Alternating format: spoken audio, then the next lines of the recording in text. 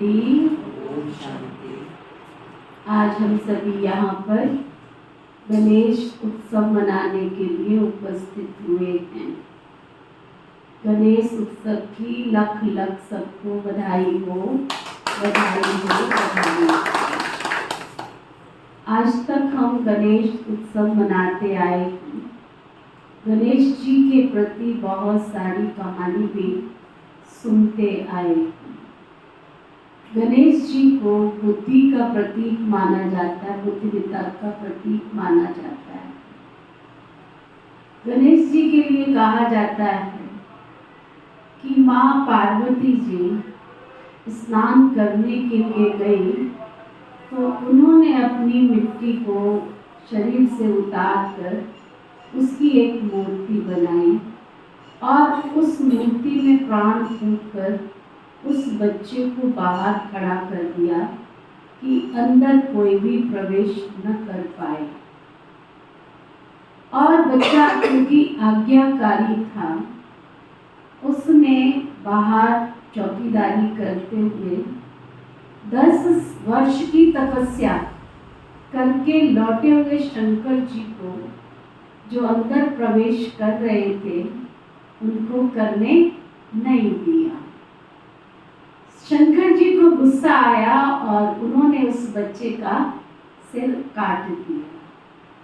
पार्वती जी बाहर आए तो उन्होंने देखा कि उसके बच्चे का सिर काट दिया। उन्होंने शंकर जी को बोला, ये आपने क्या किया? पहली बात तो समझने की है कि क्या किसी स्त्री के या पुरुष के शरीर पर इतनी मिट्टी हो सकती है जिससे किसी का पुतला बनाया जाए? तो वो मिट्टी कौन सी है? वो मिट्टी है देह अभिमान की, देह अहंकार की। उस मिट्टी का पुतला अर्थात सोचने की बात है, विचार करने की बात है कि जब हम मेडिटेशन करते हैं 5 मिनट या 10 मिनट या आधा घंटा, और उस मेडिटेशन से, योग से, ध्यान से हमारे जीवन में शांति आती है। शंकर जी 10 वर्ष की तपस्या करके लौटे थे। क्या इतना भयंकर क्रोध आ सकता है? तपस्या के बाद तो व्यक्ति का जीवन शीतल और शांतमय होता है। दूसरी बात, शंकर जी देवता तुल्य थे। क्या देवता कभी इस तरह की हिंसा कर सकते हैं? इतना क्रोध कि किसी बच्चे का सिर ही काट दिया जाए। और उसकी गलती भी क्या थी?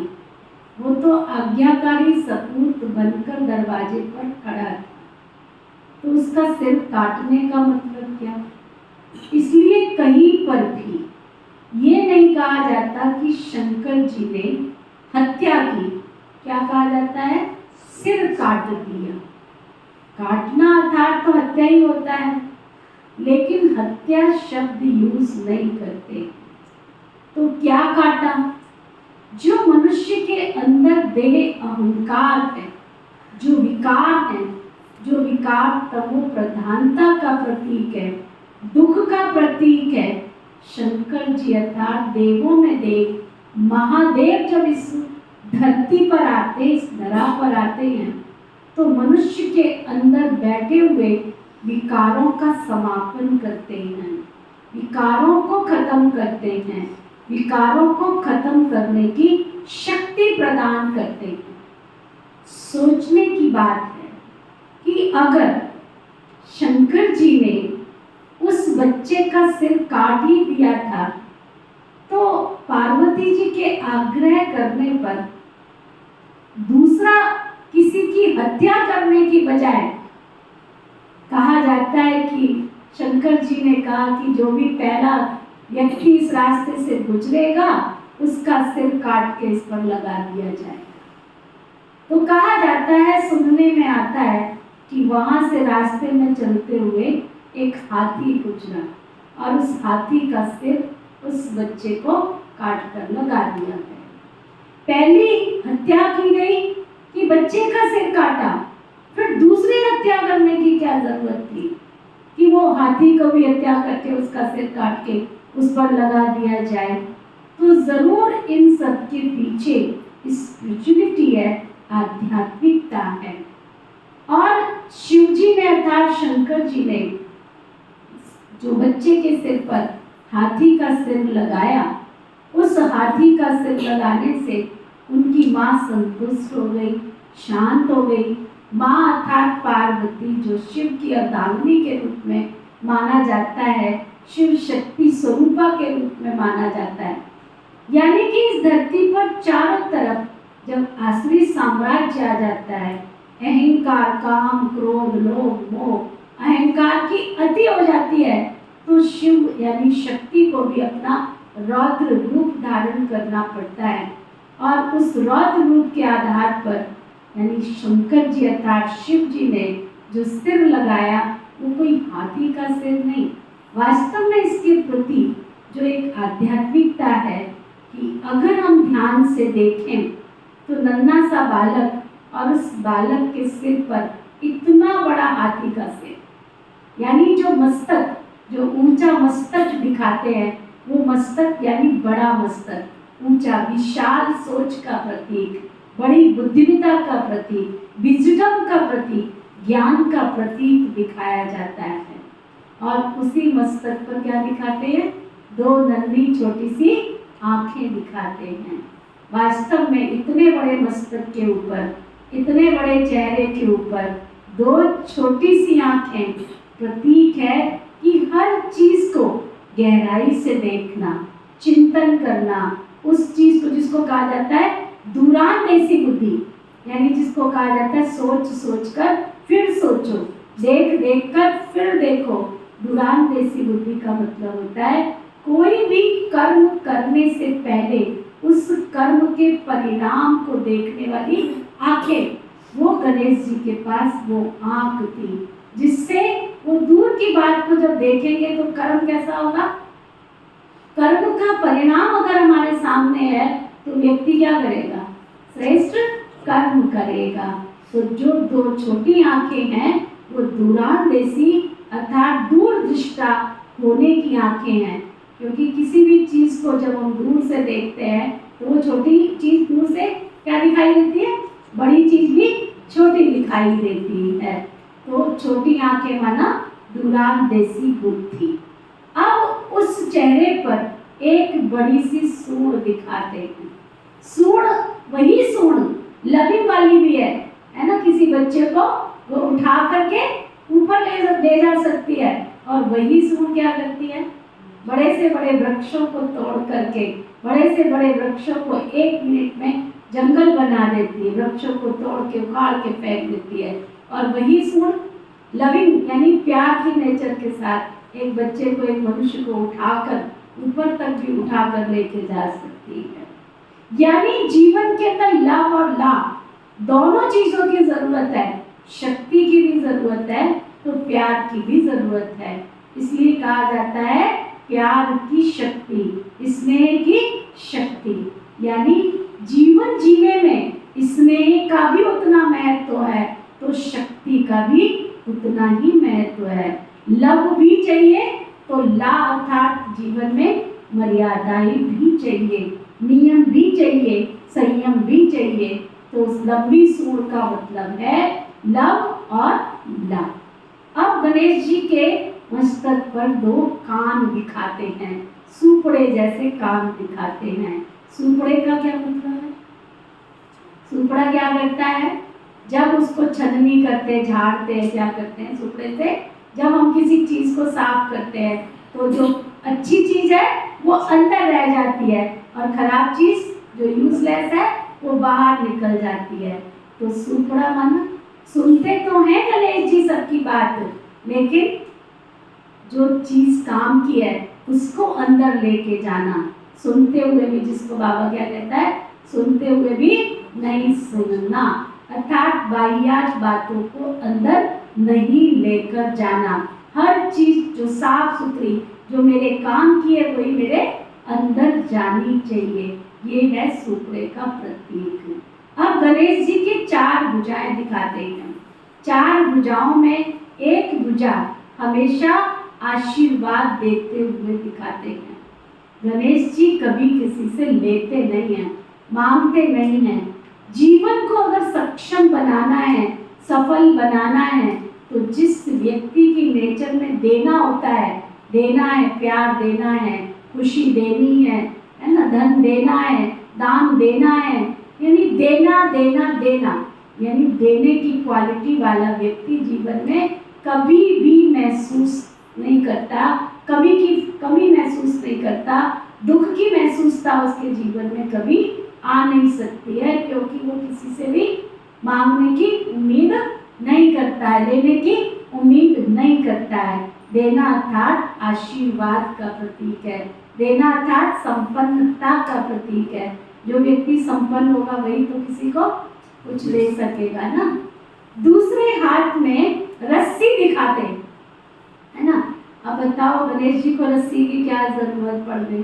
तो रस्सी प्रतीक है हमारे जीवन की मर्यादाओं का। हमारी भारतीय संस्कृति में, हमारे हिंदू संस्कृति में नियम और मर्यादाओं का बहुत महत्व है। जो नियम और मर्यादाएं हमारी ऋषि मुनियों ने बनाई, जो व्यक्ति अपनी नियम और मर्यादाओं में सक्षम रहता है, बंधकर चलता है, अर्थात जीवन के हर क्षेत्र में, परिवार के क्षेत्र में माता पिता के प्रति जो मर्यादा है, बच्चे की माता पिता के प्रति जो मर्यादा है, अगर वो धन कमाने जाता है तो धन के प्रति भी ये नहीं आने दो आने दो आने दो, कोई भी उल्टा पुल्टा धन घर में ले आओ, ठगी करके घर में ले आओ, ऐसा नहीं। हर जीवन के हर क्षेत्र में नियम और संयम, मर्यादाओं का प्रतीक ये रस्सी दिखाते हैं। और तीसरे हाथ में क्या दिखाते हैं? कुल्हाड़ी दिखाते हैं।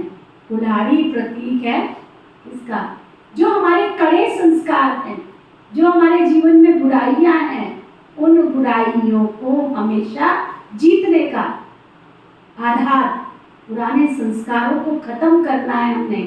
जो हमारी पुरानी आदतें हैं, दुख देने की आदतें हैं, जो कड़े संस्कार, जिसको कहते हो ना, किसी को झूठ बोलने का, किसी को चोरी करने का, किसी को छल करने का, है ना, ये ईर्ष्या द्वेष वाला, जो ये हमारे अंदर संस्कार हैं, कुल्हाड़ी का गणेश जी क्या करेंगे? तो ये कुल्हाड़ी प्रतीक है पुराने संस्कारों को खत्म करने का, पुराने संस्कारों को जीवन से नाश करने का, काटने का, ये कुल्हाड़ी प्रतीक है।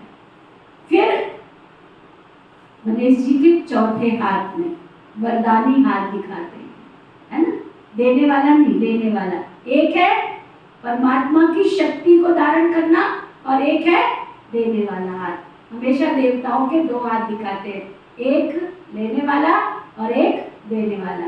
यानी हमेशा कॉन्शियस में, बुद्धि में ये रहता है कि परम शक्ति परमात्मा जो ईश्वर है, उससे जो कुछ भी मैं समाज को दे रहा हूँ, मैंपन को खत्म करना, मैं उसका दिया हुआ ही समाज को दे रहा हूँ, ले नहीं रहा हूँ, मेरे पास कुछ भी नहीं है। इस देह अभिमान से भी परे कि मैं किसी को प्यार देता हूँ, मैं किसी को खुशी, मेरे पास है क्या जो मैं दूँ? तो एक हाथ है वो ईश्वर से लेने वाला और एक हाथ है देने वाला। ईश्वर से लेकर समाज को, संसार को देना, अर्थात मैंपन को नष्ट करना जीवन में। फिर दिखाते हैं बड़ा पेट, है ना। जब कोई बात किसी को कहा जाए तो क्या कहते हैं? ये तो ऐसी है, पेट में बात भी बिगड़ सकती है, समा भी नहीं सकती। आप दुनिया के सभी देवी देवताओं को देखो, सबकी बॉडी स्ट्रक्चर कैसा है? नॉर्मल, पोस्चर बिल्कुल ठीक, लेकिन गणेश जी का बड़ा पेट, छोटा सा बच्चा और पेट बड़ा। अर्थात जो व्यक्ति समझदार होता है, उसका पेट माना, उसकी बुद्धि माना, उसकी क्षमता माना, वो हर बात को अपने अंदर समाता चला जाता है। सागर की न्यायिक जीवन में हर चीज को समाने की शक्ति रखता है। समाने से मतलब ये नहीं है गंदगी को भी समा लेता है। सागर क्या करता है? अच्छाई को रखता है, रत्नों को रखता है, और कबाड़ को ये नहीं है जिसने दिया उसको देता है, दूसरे किनारे पर फेंक देता है। तो गणेश जी का पेट माना हर बात को अंदर समा लेना। बुराई को अच्छाई में बदलकर समा लेना। ठीक है, और फिर क्या दिखाते हैं? चूहे पर बैठा हुआ गणेश जी को दिखाते हैं। संसार में इतने सारे प्राणी हैं, चूहा ही गणेश जी को क्यों दिया? और सारी सवारियां नहीं मिल सकती थी? चूहा जो प्रतीक है, चूहा कभी भी खाली नहीं बैठ सकता। चूहे की आदत क्या होती है? कुतरना। सारा समय वो कुतरता रहता है। लोहा मिले, लंगड़ मिले, प्लास्टिक मिले, सब्जी मिले, दूध मिले, फल मिले, उसकी आदत होती है सारा समय कुतरते रहना। तो समाज में जो हम चारों तरफ जिनकी आदत होती है ना बुराई करने की, इधर उधर उधर उधर उधर परचिंतन करने की आदत होती है, परचिंतन वाला व्यक्ति कभी सुखी नहीं रहता। गणेश जी माना जिसने परचिंतन, निंदा, चुगली, परचिंतन जैसी आदतों को भी अपने वश में कर लिया हो, अर्थात जो और क्या करता है? फूंक मार कर काटता है। फूंक मार के काटता है, सामने वाले को पता भी नहीं होता, ठगी ठगी करता है। तो गणेश जी माना जिसने ठगी जैसी बुरी आदत को भी जीत लिया हो, वश कर लिया हो। समाज में रहना है तो ठगी करके तुम सुख प्राप्त नहीं कर सकते हो, निंदा चुगली परचिंतन करके तुम सुख प्राप्त नहीं कर सकते। यानी इन आदतों पर भी जीत प्राप्त कर लेना। फिर क्या दिखाते हैं? आजू बाजू दोनों रिद्धि और सिद्धि, दो उनकी धर्म पत्नियां दिखाते हैं। जब समाज में व्यक्ति इन सब अच्छाइयों को धारण करता है तो जीवन में हर व्यक्ति के रिद्धि और सिद्धि दो प्राप्तियां हो जाती हैं। तो वास्तव में गणेश जी हमारे जीवन को जीने की आर्ट ऑफ लिविंग ये कला है।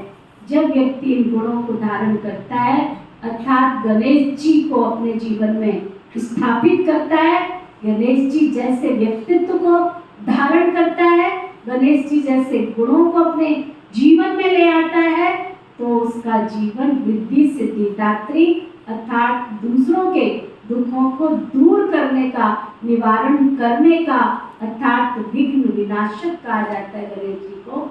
जो खुद ही विघ्नों पर जीत प्राप्त करता है, वही दूसरों के विघ्नों को भी जीत सकता है। और सबसे बड़ा गुण दुनिया में कहा जाता है, ले लो दुआएं माँ बाप की, सिर से उतरेगी गठरी पाप की। जब संसार में ढूंढा गया प्राणी कि कौन ऐसा प्राणी है जिसको पूजा स्थल में सबसे पहला स्थान दिया जाए, तो हम सबको मालूम है गणेश जी ने क्या किया था? अपने माता पिता शंकर जी और पार्वती के चारों तरफ 7 चक्कर लगाए और वहां पर बैठ गए। और उस समय से गणेश जी को हमेशा शुभ कार्य में स्थापित किया जाता है। यानी संसार के दो प्राणी माता और पिता, ये नेक्स्ट टू गॉड है, भगवान का प्रतिबिंब है। जो मानव मात्र प्राणी संसार में अपने माता पिता को सम्मान देता है, इज्जत देता है, प्यार देता है, रिस्पेक्ट देता है, उनका जीवन में ध्यान रखता है, पूजा करता है, अर्चना करता है, उनकी हर चीज का ख्याल रखता है, उसके जीवन में कभी दुख और कभी विपत्ति और कभी कोई विघ्न आ ही नहीं सकता है। तो आज के इस गणेश उत्सव कहें या गणेश पूजन कहें, गणेश की विधि कहें, आज के शुभ अवसर पर हम सब संकल्प करेंगे कि गणेश जी की जो वास्तविक अर्थ है उसको अपने जीवन में लाके अपने जीवन को हम सफल करें, सक्षम करें और खुद भी विघ्न विनाशक बने और समाज को भी विघ्नों से मुक्त करने की शक्ति धारण कर समाज को भी विघ्नों से मुक्त करें। ओम शांति शांति शांति।